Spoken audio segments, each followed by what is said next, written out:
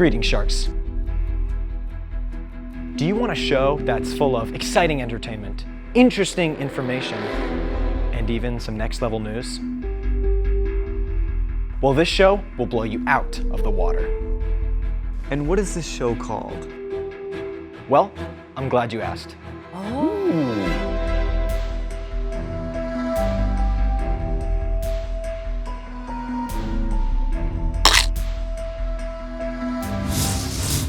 What's up, Cypress Bay, and welcome back to Aftershock, Cypress Bay's weekly show, where we cover stories from across the community. On today's episode, Anthony quizzes the school on the price of some everyday items. Vicky covers the annual coffee house event, and much, much more. What's up, Cypress Bay? I'm Ambar Perez. And I'm Mateo Caridad, and this episode of Aftershock Starts now.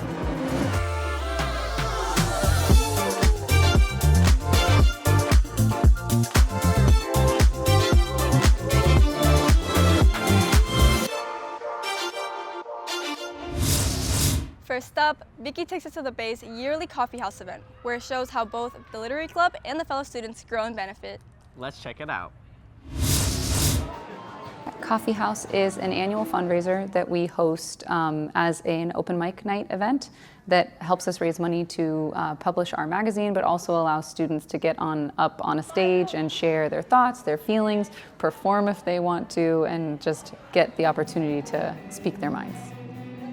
The previous and kind of progenitor of the creative writing program was a teacher named Joyce Siegel, and she really wanted a way to help fund this magazine that was also very interactive and interesting for students. So there's a kind of a cliche now idea of beat poetry being performed at coffee houses, of them doing open mic nights and allowing poets to get up there, and she wanted that kind of energy to come with the club and to especially be a place that poetry could be supported in a performative way, but make it available to the entire student body and not just be limited to our club.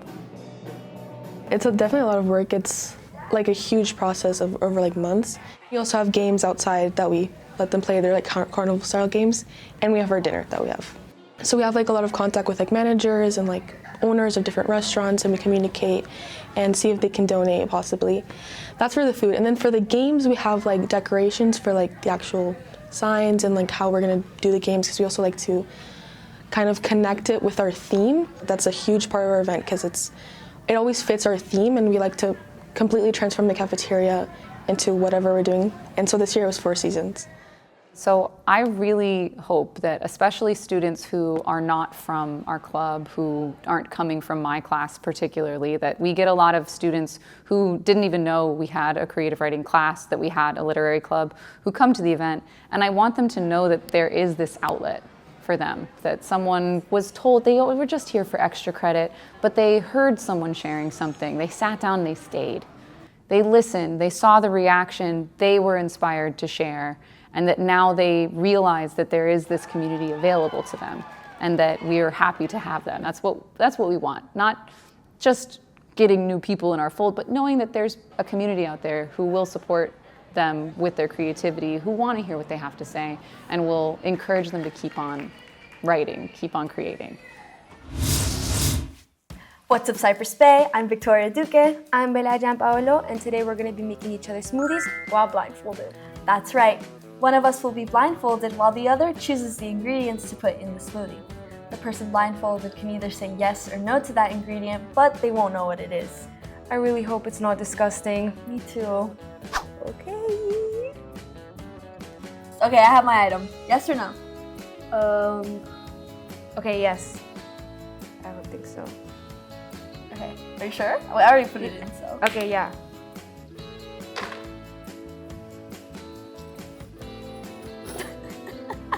No, I say no. I say no. I say no. Too late.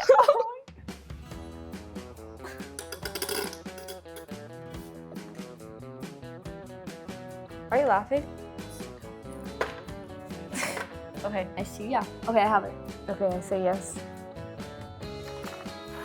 Okay, let's blend it now. Who's ready? I'm hyped. Oh my god, I can smell it! Wow, it fits the cup perfect. It looks like pig food. I'm excited. Okay, I'm ready. Okay. Your number one? Yes or no? Yes. Is this payback? Is this payback? No! Is it pickles? Yummy. Look. Does that sound good to you? I guess. Sure, okay, why not? It starts making the fun noise. But it's okay. I'm not sure. No, I promise you it's a really, really, I'm not sure. really good choice. See, it's nothing bad because it's not making any noises. Time to blend. Do you need help?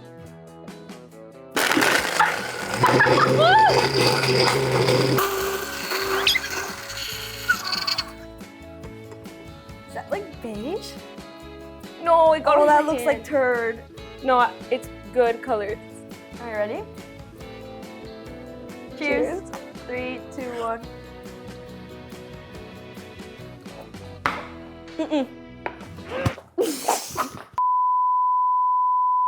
Never doing that again. Same. I'm Victoria Duque. I'm Bella Gianpaolo, CB TV. and I'm gonna go throw up. Remembering the late, great David Bowie, here's Pedro reviewing Black Star, the singer's final album, 10 years later. I think it's absolutely ridiculous to be scared of dying because there's nothing we can do about it. That's the easiest reason for it I've ever heard. It's the one given. Yes. And I think if you can let go of that fear and just sort of, hey, we're going to die, it's much easier to live the rest of one's life sort of more fully. Otherwise, you go under this, you feel as though you're under penalty of death, which is known. You are. That was English musician David Bowie in a 1982 interview talking about his views on death. So naturally, it makes sense that he made this final album, 2016's Black Star, while he was dying of cancer, and made it, well, about dying and what that means. Despite its dark subject matter, Black Star is hauntingly beautiful. The album is filled with mystery, beauty, jazz, and most ironically of all, life. For an artist like Bowie, who became famous from his genre hopping, Black Star is yet another bold sonic evolution for him, drawing influences from avant-garde jazz and contemporary artists like Def Grips, and Kendrick Lamar's album, To Pimp a Butterfly. The album's haunting soundscape gives the record a very eerie and unpredictable sound, almost sounding like death itself. I also want to talk about the meaning behind the name of the album, Black Star, because like many things about Bowie, it's a mystery. There are a couple main theories about it. The first is that the title is a reference to Elvis Presley's song of the same name.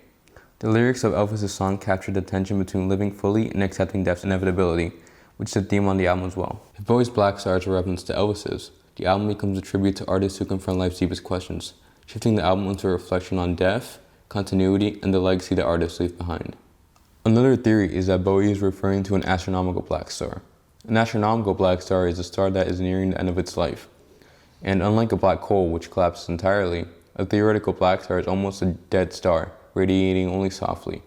This theory also draws on Buddhist principles of impermanence and cosmic reinvention, concepts that deeply resonate with Bowie throughout his life. If true, the black star becomes a symbol of Bowie's own reinvention into a figure both mortal and eternal. What I love about it the most are the themes. I mean, they're just so universal. Death is so universal. I mean, I think that's something we all fear, right? Even if we don't like to admit or talk about it. But what's beautiful about Black Star is that Bowie asks, what does it mean to die? Can it be scary? Oh, absolutely. I'm terrified of it. But can it also be beautiful? Yes. Yes, it can. And I think what's the most beautiful about this is that this is coming from a man who's dying himself. This album, man, I don't know. It just kind of reminds me of everything that's beautiful about life. We don't know for certain what's after. You might only get one go at this, so make it the best damn life you can. Life is beautiful. Smell the roses while you're still able to. I would like to end this segment with asking us all to take a moment of silence in the memory of David Bowie. I've been Pedro de Lima, CB TV.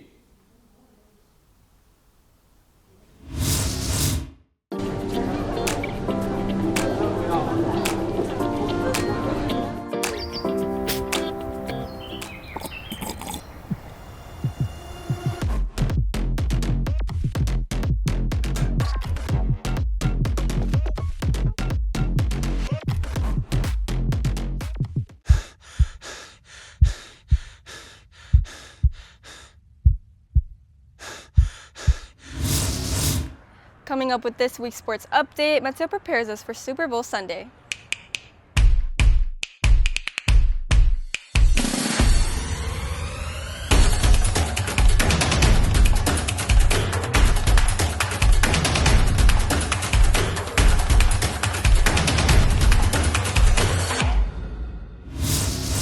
Two teams, one trophy, a fight to the death. Only one team will survive. Will it be the... Dude, let me stop you right there. This is the Super Bowl, not gladiators in the Coliseum. Well, to all the diehard fans, it's like basically the same thing. So back to what I was saying. Will it be Drake May and his New England Patriots, or Sam Darnold and his Seattle Seahawks? On Sunday, February 8th at 6:30 p.m. Eastern Time, Super Bowl 60 will take place at Levi Stadium in Santa Clara, California. Fans all over the nation are looking forward to this matchup, especially since both teams faced each other for the trophy in 2015. The Patriots came out victorious, sending the Seahawks home one touchdown away from glory. Since then, New England has had 2 additional Super Bowl wins and 4 total championship appearances. Meanwhile, Seattle has had 0 appearances in the last 11 years. Just by the recent history alone, many believe that the Pats will be the clear winners. Now, let's take a look at how both teams perform in the 2025 NFL season. We'll divide up statistics into 4 different categories: overall, offense, defense, and star players. Starting off, both teams had a record of 14 wins and 3 losses. In points per game, Seattle beats New England with an average of 28.4 points compared to an 18.8. For offense, Seattle's quarterbacks had accumulated 4,063 passing yards and New England's quarterbacks with 4,459. The Patriots gained a total of 379.4 yards and the Seahawks had 351.4. Now onto defense. Opponents averaged 18.8 points when playing the Patriots, but only 17.2 points against the Seahawks. Seattle had 25 forced turnovers and New England had 19. Now, let's take a look at each team's star players. For the Patriots, Drake May has developed into a top-tier quarterback. In only his second NFL season, he led the league in completion percentage with 72% and yards per attempt with 8.9 yards. For the Seahawks, Jackson Smith and Jigba came out as an elite route runner who led the NFL in receiving yards with 1,793. According to ESPN, the Seahawks have a 67 to 69% chance of winning this year's Super Bowl, with New England at a 33 to 31% chance. And that's all you need to know to be prepared for Super Bowl 60. Hey, catch! That's a pretty good throw. Give me another one.